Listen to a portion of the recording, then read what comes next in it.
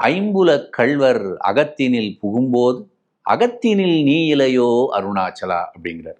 நமக்கு எதுக்காக உறக்கம் வருது? ஆக்சுவலா நம்ம எதுக்கு தூங்குறோம் எப்போ பார்த்தாலும் அப்படின்னா, எதுக்கு தூங்கின்னு உட்காந்துருக்க இந்த பிரபஞ்சத்தில் எதுக்குப்பா தூங்குற அப்படின்னா, இந்த உலகத்தில் நீ திரிஞ்சுட்டே இருக்க, இதுதான் உண்மைன்னு நினைச்சுட்டு இருக்க.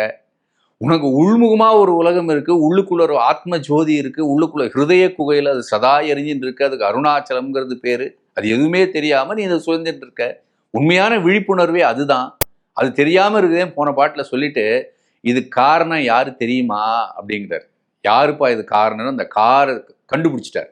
யாரு அப்படின்னா, 5 திருடர்கள் உள்ள உட்காந்துருக்காங்கப்பா உனக்குள்ளார. அவங்க தான் இதை காரணம். அவனவங்க தான் என்ன பண்றாங்கன்னா, இந்த அருணாச்சலத்தோட உன்னை சேர்க்க விடாத வெளியில இருக்கிற இந்த பிரபஞ்சத்திலேயே உன்னை தொடர்ந்து செலுத்திண்டே இருக்காங்க. அவங்க என்ன சொல்றாங்களோ அவங்க பிரகாரம் நீ செஞ்சுட்டு இருக்க.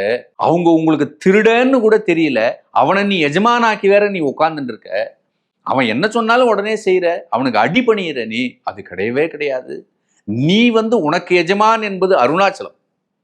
என்ன ராமகிருஷ்ண பரமஹம்சருடைய கதைகளை படிச்சு அவருடைய சரித்திரம் முழுக்க ஒன்று வரும். என்னுடைய எஜமானன் அந்த அந்த மகாகாளி, அந்த தேவி, நான் அதற்கு அடிமை அப்படிம்பார்.